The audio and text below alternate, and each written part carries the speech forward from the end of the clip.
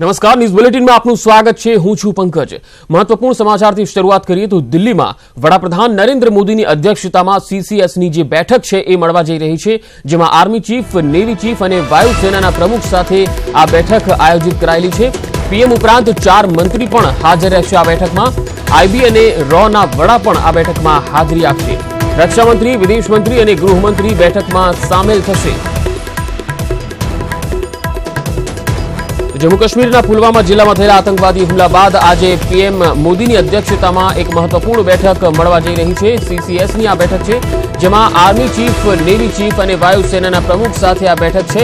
PM ઉપરાંત 4 મંત્રી પણ આ બેઠકમાં હાજરી આપશે। આઈબી અને રોના વડા પણ આ બેઠકમાં હાજર રહેશે।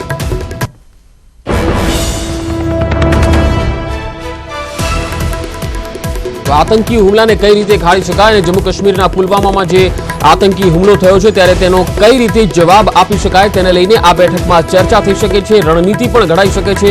બની શકે છે કે કોઈ મોટો નિર્ણય પણ આ બેઠક બાદ સામે આવી શકે છે।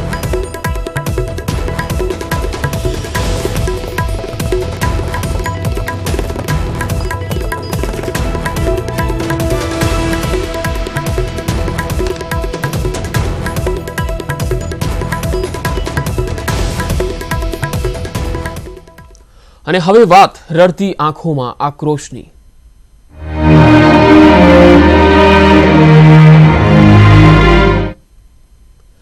ના જાણ્યું જાનકી નાથે કે કાલે શું થવાનું છે। આજે જેની હયાતી છે તે કાલે ના પણ હોય, પરંતુ કોને ખબર હતી કે એક માનો લાડકવાયો આ રીતે હોમાઈ જશે।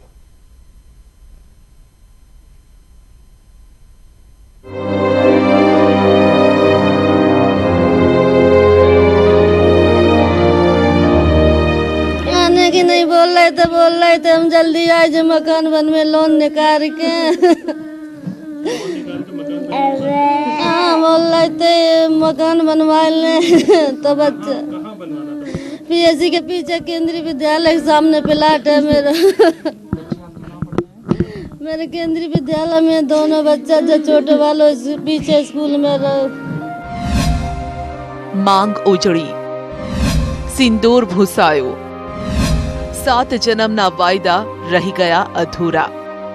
નવા વર્ષમાં નવા સપનાઓ રામ વકીલ અને તેની પત્નીએ પણ જોયા હતા, પણ ક્યાં ખબર હતી કે આતંકવાદીઓની આ કાયરાના હરકત રામ વકીલની પત્નીના સપનાઓને ચકનાચૂર કરી દેશે। बहुत दिन हो गए रात हमने गई, अभी अच्छा नहीं लग रहा माई के मेरा बहुत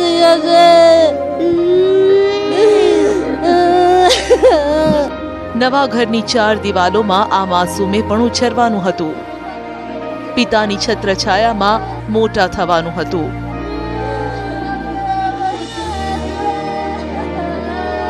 શહીદ રામ વકીલ તો આ માસૂમને વાયદો આપીને ગયા હતા કે હું જલ્દી આવીશ, પણ આટલા જલ્દી અને આવી રીતે એ નહોતું કીધું।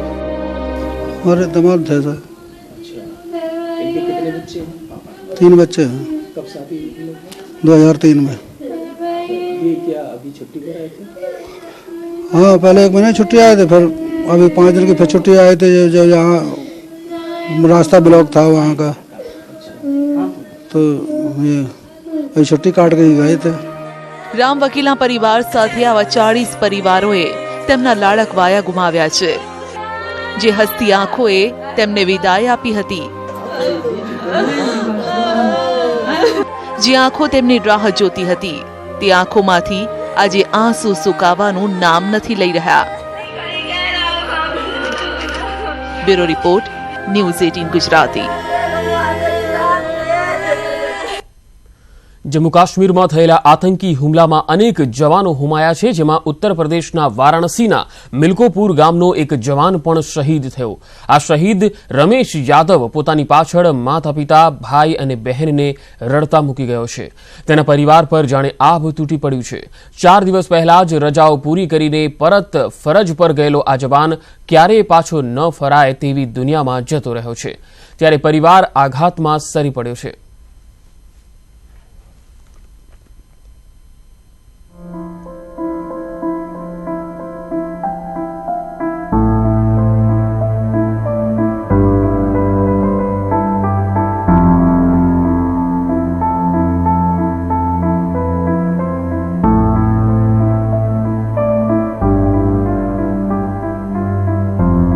सर यहाँ तो बहुत गड़बड़ है, अभी तक कोई आया नहीं है, कोई व्यवस्था है। और खबर मिली है 4-5 बजे, खबर यहाँ 5 बजे मिली, 6 बजे के टाइम शाम को। अभी 14 घंटा हो गया। हाँ, पूरा गांव देख लीजिए मातम छाया है, सब पूरा परिवार एकदम कोई बोलने की स्थिति में नहीं है। रमेश यादव घर में उनके पिताजी हैं, उनकी माताजी हैं, उनके एक बड़े भाई हैं, उनके बड़े भाई की औरत है और उनके एक छोटा बेटा है 2-2.5 साल का, 1.5 साल का है। बहुत अच्छा, बहुत सरल स्वभाव था उनका, जो कि और बहुत मिलनसार थे। अभी परसों गए तो मिलकर गए थे, बहुत तकलीफ हुआ हम लोग को शाम को। कब गए हैं, कब आए थे? 4 दिन हो गया। 4 दिन पहले यहाँ से।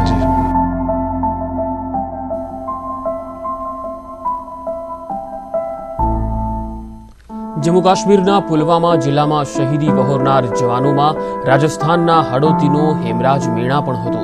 ત્યારે આ પરિવાર પણ પોતાનો સ્વજન એકાએક છોડી જતા ચોધાર આંસુએ આક્રંદ કરી રહ્યો છે। જવાનની પાછળ પરિવારના ન જાણે કેટલાય વચનો, કેટલી આશાઓ અધૂરી રહી ગઈ અને રહી ગયા છે માત્ર આંસુ।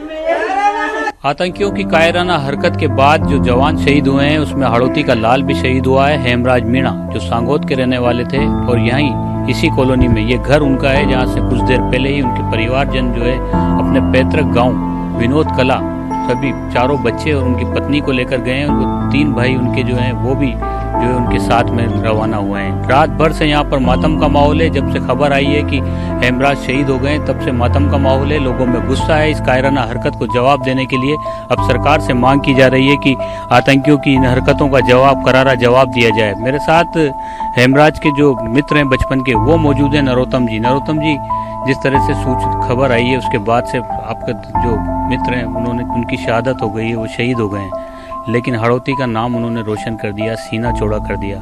सरकार से किस तरह की मांग है अब? सरकार से मांग नहीं है, सरकार से उम्मीद है कि ये जो कायराना हरकत हुई है इसका जवाब दें। ये तो हो गया, इसका तो वापस हेमराज वापस आ नहीं सकता, पर ऐसा नहीं है। जिन्होंने ऐसी हरकत की है उनको ईंट का जवाब पत्थर से देना पड़ेगा। और हेमराज के परिवार को जो भी सहयोग हो सके, सरकार से उम्मीद की जाए कि हेमराज को परिवार को जितना भी सहयोग हो दिलवाया जाए। आर्थिक सहयोग, नौकरी का जो भी है, ताकि उनके बच्चे हैं, उसके 4 बच्चे हैं, बीबी है, और भी परिवार में बूढ़े माँ बाप है, तो सभी की उम्मीद सरकार से की जा रही है। और सरकार ने जिस तरह से पीएम मोदी ने कहा है कि करारा जवाब दिया जाएगा, शहादत बेकार नहीं होने दी जाएगी। राज्य सरकार के भी जिस तरह से राज्य सरकार के नेताओं के, मंत्रियों के बयान आ रहे हैं, उन्होंने साफ तौर पर कहा है कि इस दुख की घड़ी में सरकार उनके साथ खड़ी है। लेकिन आपका दोस्त की जो शहादत हुई है, हड़ौती का नाम उन्होंने रोशन कर दिया, किस तरह का?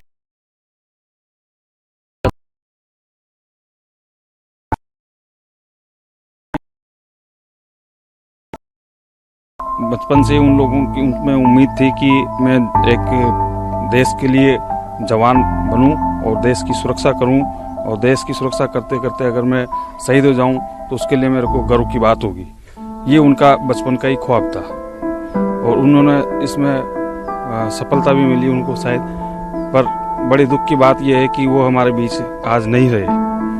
हम सरकार से यही उम्मीद करते हैं कि उनको आर्थिक सहायता मिले, उनके परिवार का भरण पोषण हो और बच्चों को हो सके तो नौकरी मिले और शिक्षा में उनको सहयोग मिले।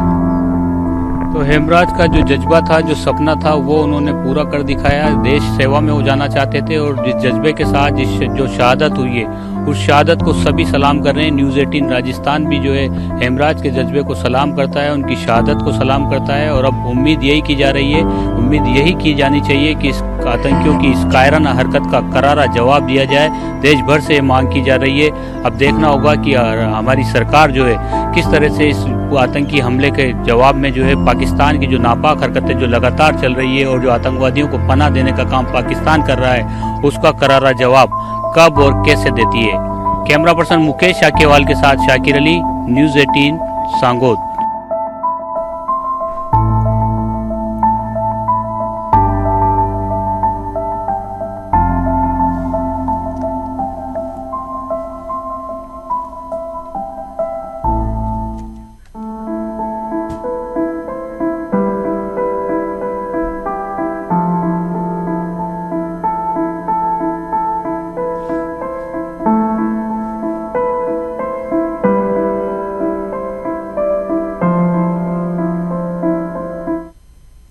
તો પુલવામામાં જે આતંકી ઘટના બની છે તેને લઈને હવે સરહદીય રાજ્યો છે તેમાં એલર્ટ અપાયું છે. ગુજરાતમાં પણ એલર્ટ આપવામાં આવ્યું છે અને ઠેર ઠેર નાકાબંધી કરીને ચેકિંગ કરવામાં આવી રહ્યું છે. ત્યારે અલગ અલગ શહેરોથી અમારા સંવાદદાતા જોડાયા છે. સુરતથી કીર્તેશ પટેલ છે, અમદાવાદથી હિમાંશુ વોરા છે, હર્ષ સુખડિયા પણ જોડાયા છે અને વડોદરાથી ફરીદ પઠાણ અમારી સાથે જોડાયા છે.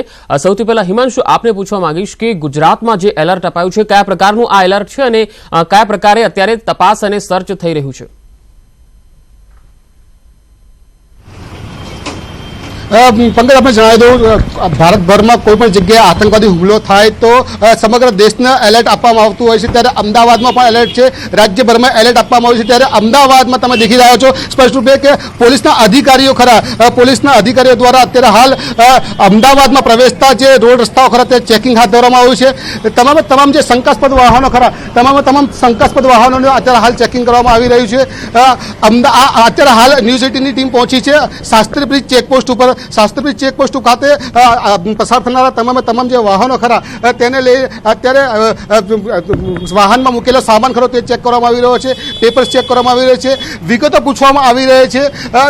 ક્યાંક ને ક્યાંક જે અમદાવાદીઓ ખરા અમદાવાદીઓ અત્યારે હાલ ચેકિંગના સહયોગ પણ આપી રહ્યા છે. ત્યારે વાહન ચાલકને પૂછવાનો પ્રયત્ન કરીશું કે તે કોઈ સહયોગ આપી રહ્યા છે. શું કહેશો સાહેબ, જે પ્રકારે આતંકવાદી હુમલો થયો ત્યારબાદ પોલીસ દ્વારા ચેકિંગ કરવામાં આવી રહ્યું છે, તમે કેટલું આવકારી રહ્યા છો અને કેટલું જરૂરી છે? ના, ખરેખર તો આ બધું જરૂરી છે. આ તો બહુ પહેલાં કરવાની જરૂર હતી અને ખરેખર અત્યારે જે આ સ્ટેજ ઉપર કરવામાં આવે છે ખરેખર આવકારદાયક છે. અને અહીંયા જે અમદાવાદની અંદર જે ચેકિંગ થઈ રહ્યું છે અને બધા સારો એવો કોઓપરેટ કરશે અને દરેક સ્ટેજ ઉપર અને દરેક પોઈન્ટ ઉપર ચેકિંગ થાય તો બીજું કોઈ બીજી હુમલો ના થઈ શકે કોઈ પણ. તમે દેખી રહ્યા છો સહયોગ થઈ રહ્યો છે. અમદાવાદીઓ અને ગુજરાતીઓ જે વાહન ચાલકો ખરા તેઓ અમદાવાદમાં પ્રવેશતા જે પોલીસ દ્વારા ચેકિંગ કરવામાં આવી રહ્યું છે ત્યારે તેને સહયોગ આપી રહ્યા છે. સ્પષ્ટ રૂપે અમદાવાદ જે ખરું તે ભૂતકાળમાં પણ આતંકવાદી પ્રવૃત્તિઓનો આતંકવાદી પ્રવૃત્તિ થઈ છે. ત્યારે અમદાવાદીઓ ભૂલ્યા નથી. અમદાવાદ સિરિયલ બ્લાસ્ટની વાત કરીએ તો અમદાવાદ સિરિયલ બ્લાસ્ટ જે ખરો તે હજી સુધી ભૂલ્યા નથી. ત્યારે પોલીસ પણ કોઈ પ્રકારની કસર છોડવા માંગતી નથી. તમામ જે વાહનો ખરા તે ચેકિંગ હાથ ધરવામાં આવી રહ્યું છે. આ એક જગ્યા નથી કે જ્યાં ચેકિંગ કરવામાં આવતું હોય. અમદાવાદ પ્રવેશતા અંદાજે કહી શકાય કે 8 થી 9 જેટલા ચેકપોસ્ટ કરી તે તમામ ચેકપોસ્ટ ઉપર અત્યારે હાલ ચેકિંગ હાથ ધરવામાં આવ્યું છે. ક્યાંક ને ક્યાંક ઓફિસ અવર્સ છે. બરોડા એક્સપ્રેસ પછી જે આવનારો આ જે ચેકપોસ્ટ કરું ત્યાં બરોડાથી અમદાવાદ આવતા જે નોકરિયાત વર્ગ ખરો તે પરેશાન થઈ રહ્યો છે. પરંતુ જો વાત કરવા જઈએ જે ટ્રાફિક છે તમે દેખી રહ્યા છો ટ્રાફિકમાં જે ટુ વ્હીલર્સને ચેકિંગ ક્યાંક ને ક્યાંક રોજબરોજ આવનારો વર્ગ ખરો તેને અલગ સેપરેટ કરવામાં આવી રહ્યો છે. ત્યારે અમદાવાદમાં પ્રવેશતા મોટા વાહનો ખરા તે મોટા વાહનો પર ચેકિંગ કરવામાં આવી રહ્યું છે. ક્યાંક ને ક્યાંક પોલીસ કોઈ પણ પ્રકારની કસર છોડવા માંગતી નથી. પંકજ. જી હિમાંશુ, આપ અમારી સાથે જોડાયેલા જ રહેશો. તો આપણે ગુજરાતની અંદર જે રીતે આ હુમલાની ઘટના બની છે ત્યારે ગુજરાતના લોકોમાં પણ ભારે રોષ છે. સુરત, વડોદરા અને અમદાવાદથી અમારા સંવાદદાતા જોડાયેલા છે. આ ત્રણેય જગ્યાએથી આપણે ગુજરાતના લોકોની શું લાગણી છે એ પણ જાણીશું. પરંતુ હાલ જમ્મુ કાશ્મીરના પુલવામા જિલ્લામાં ગઈકાલે જે સૌથી મોટો આતંકી હુમલો થયો છે ત્યારે દેશભરમાં આક્રોશ છે, ગુજરાતની જનતામાં પણ આક્રોશ છે. ત્યારે આપણે જાણીશું કે ગુજરાતના લોકોનું શું કહેવું છે. અમારી સાથે અલગ અલગ 3 શહેરોથી સંવાદદાતા જોડાયા છે. અમદાવાદથી હર્ષ સુખડિયા છે, સુરતથી કીર્તેશ પટેલ છે અને વડોદરાથી ફરીદ ખાન પઠાણ અમારી સાથે જોડાયેલા છે. હર્ષ, સૌથી પહેલા આપને પૂછીશ કે ગઈકાલે જે સૌથી મોટો હુમલો આતંકીઓએ આપ્યો છે અને સેનાને ટાર્ગેટ કરવામાં આતંકીઓ ક્યાંક ને ક્યાંક ફરી એકવાર સફળ રહ્યા છે, શું કહી રહ્યા છે અમદાવાદીઓ?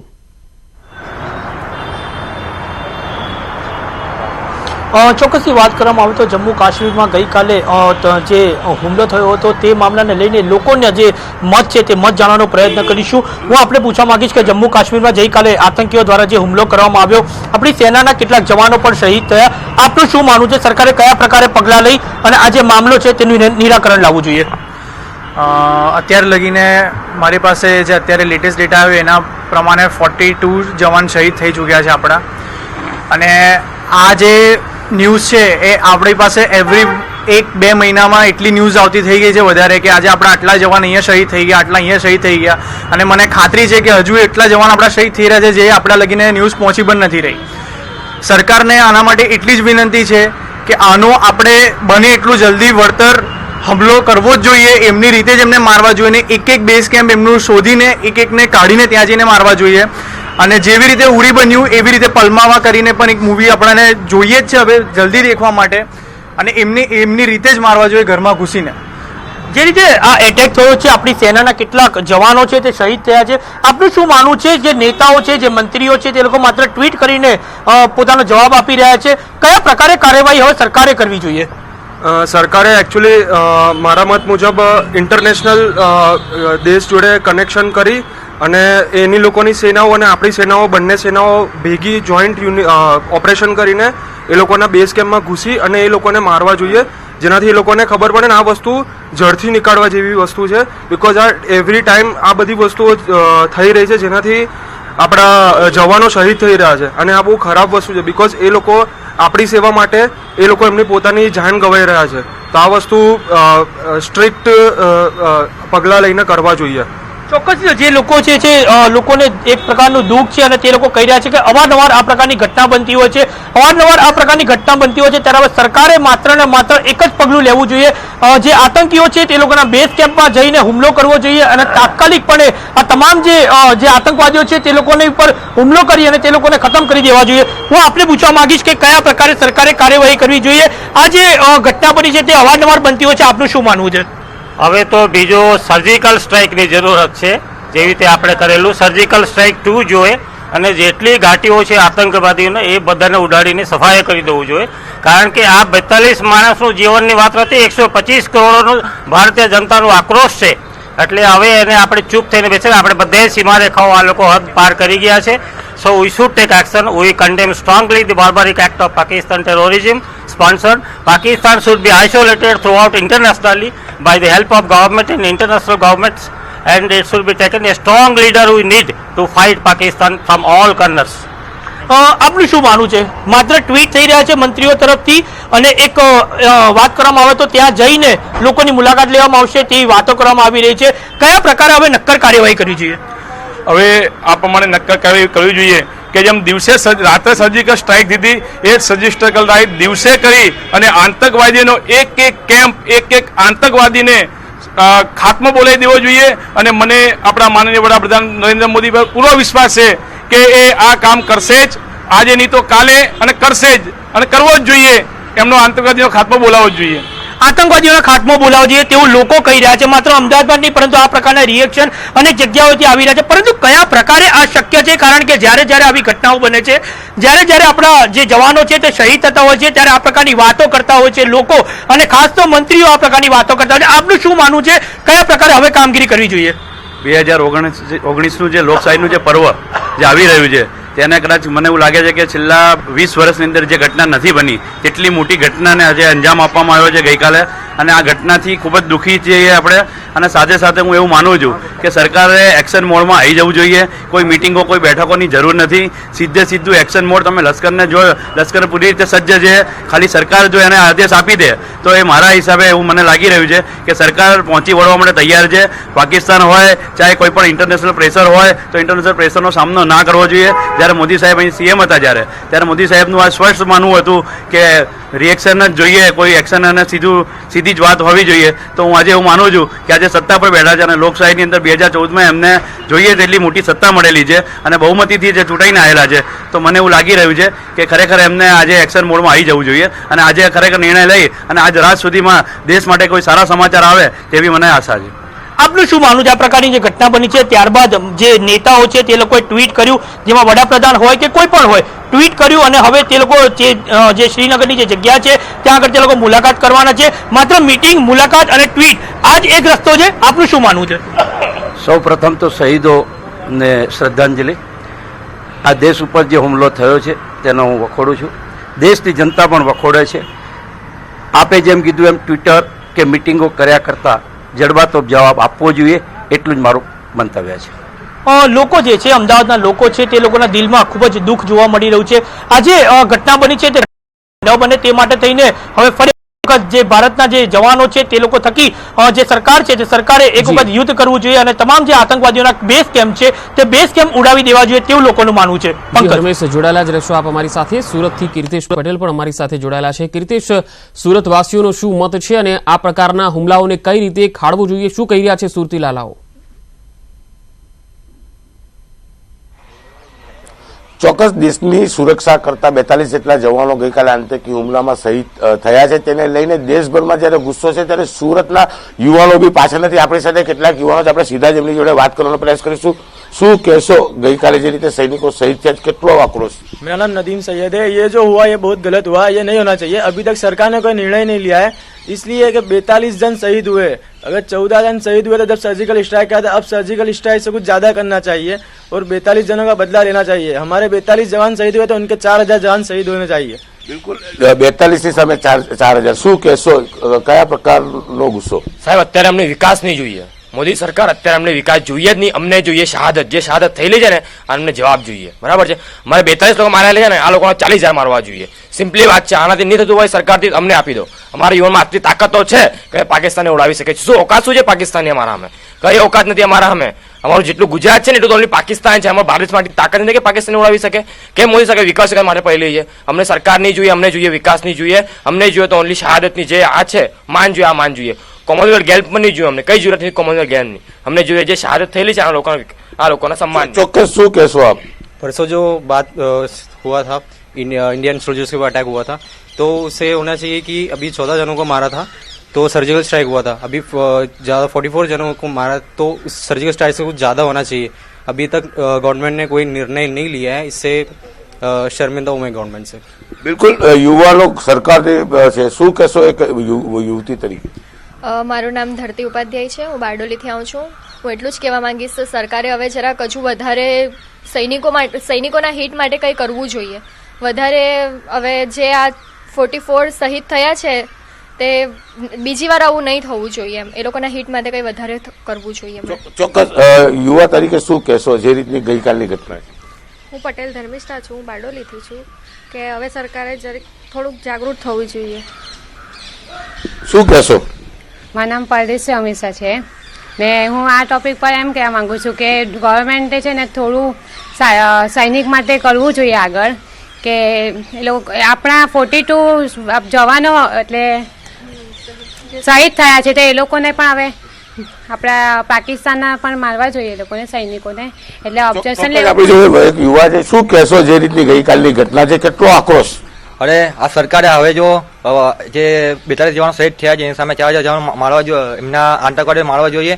અને સરકારે જે સર્જિકલ કરી છે તેનાથી ખતરનાક સવારે ઘરમાં ઘૂસીને પાકિસ્તાને આતંકવાદીઓ છે અને ત્યાં સૈનિકો તો નહીં પણ આતંકવાદીઓને મારવા જોઈએ. અને જો આપણા પાસે અણુબોમ્બ છે તો અણુબોમ્બ પર ફેંકીને પણ એના હુમલો કરીને પાકિસ્તાન આખો નાશ કરી દેવો જોઈએ. બસ.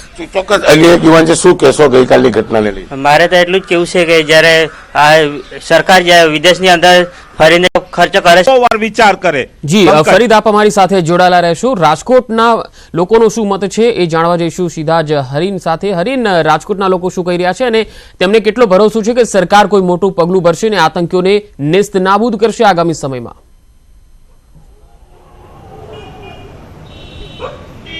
ચોક્કસ ગઈકાલે જે સૌથી મોટો હુમલો થયો અને રાજકોટના યુવાનો આપણી સાથે છે તેમને પૂછીશું કે તેઓ શું માની રહ્યા છે, હવે કઈ રીતે બદલો લેવો જોઈએ. શું કહેશો આપ, હવે ગઈકાલે હુમલો થયો કઈ રીતે જોવો છો?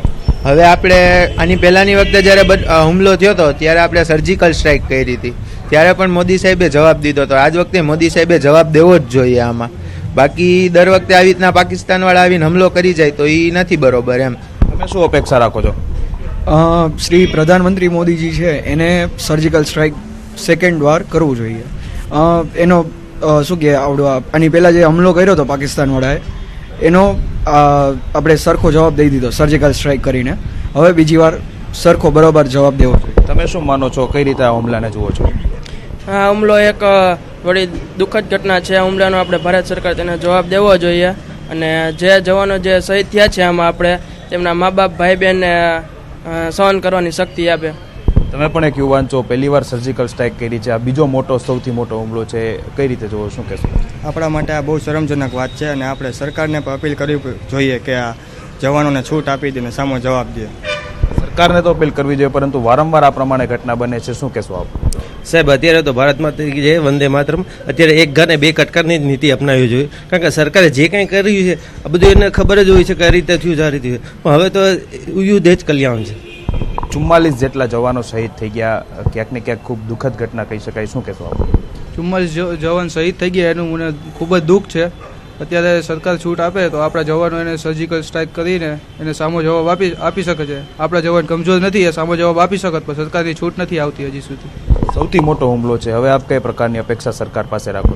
આપણે આ હુમલાનો ઈટનો જવાબ પદ્ધતિ આપવો જોઈએ. ખાસ કરીને કાલ 14 ફેબ્રુઆરી એમાં ભગતસિંહ રાજગુરુ અને સુખદેવ જેવા લોકોએ બલિદાન આપ્યું છે. એટલે એ લોકો એવું કહેવા માગે છે કે અમે બધું કરી શકીએ ને તમે એનો કંઈ જવાબ આપી નથી. ખાસ કરીને આપણે એનો ઈટનો જવાબ પથ્થરથી આપીને એને કહેવું જોઈએ કે અમે બી તમારી જેમ હુમલો કરી શક્યો છે, એનો વળતો જવાબ આપી શકીએ છીએ. તમે શું કહેશો? આ હુમલો થયો છે કાલે, આ હુમલા ઉપર ભારતે વળતો જવાબ આપવાની હવે જરૂર છે, કારણ કે જેટલી ધીરજ રાખી એટલી વાર હુમલો કરે છે અને આની પહેલાં ઘણી વાર હુમલો કર્યો. આ વખતે 44 જવાન જો શહીદ થયા છે, એની બલિદાન એમને જવું વ્યર્થ ના જવું જોઈએ અને હવે યુદ્ધ જ કલ્યાણ છે.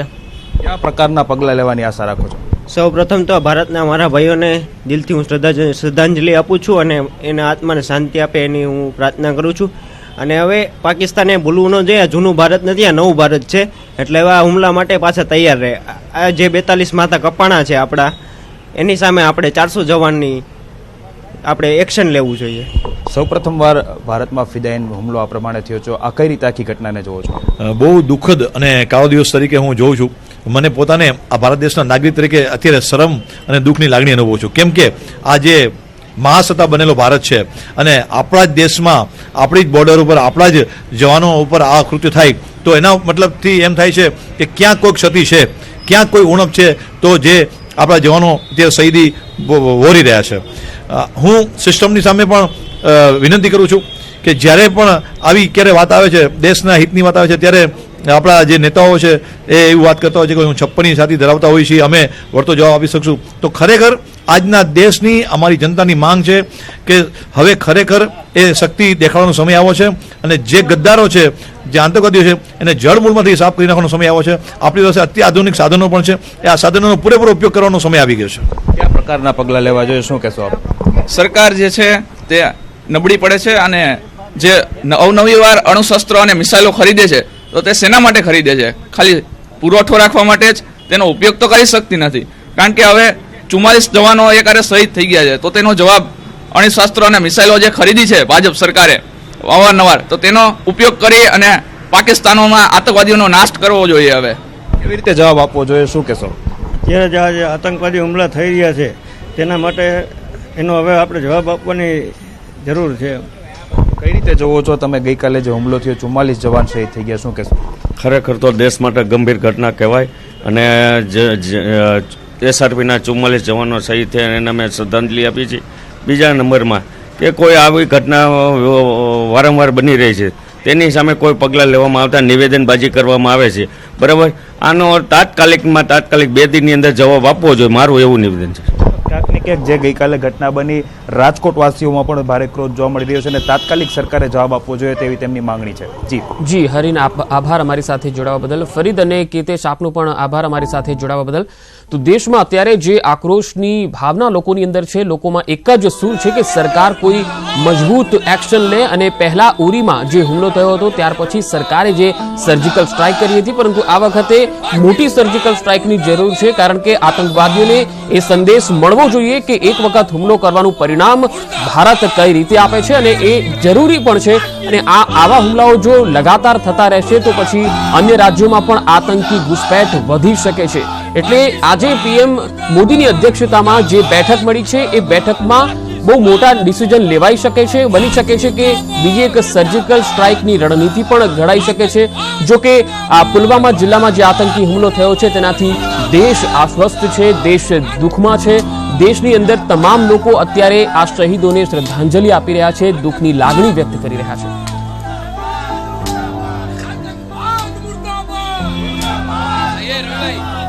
જીવનના આપણા આખા દેશને માટે જે રક્ષણ કરે છે એમને આપણે એમના માટે કંઈક સહાય કરવું જોઈએ. જ્યારે સરકાર એમ વિદેશની અંદર પૈસા ઉડે છે એના કરતાં જે જવાનોને જે બોર્ડર પર આપણા માટે પોતાના જીવ પર જોખમ, પોતાના જીવને ખેલીને જ્યારે એ લોકો પોતાને આપણા આખા દેશને માટે જ્યારે રક્ષણ કરે છે ત્યારે એમના માટે આપણે કશું કરવું જોઈએ, જેના આગળ સરકારે જાગૃત થવું જોઈએ. ચોક્કસપણે યુવાનોમાં આક્રોશ છે. કહી શકાય છે કે યુવાનોને વિકાસ નથી જોઈતો, પણ જે રીતે 42 જેટલા સૈનિકો શહીદ થયા છે તેમનો બદલો જોઈતો છે. 4000 સૈનિકો મારો અથવા તો ચોખ્ખી ભાષામાં કહીએ તો સરકારે છેલ્લા 24 કલાકમાં કોઈ નિર્ણય નથી લીધો. તેને લઈને યુવા સરકાર જે શર્મિંદા હોય તેવી વાતો પણ કરી રહ્યા છે. જી કીર્તિશ, આપ અમારી સાથે જોડાયેલા જ રહેશો. આપણે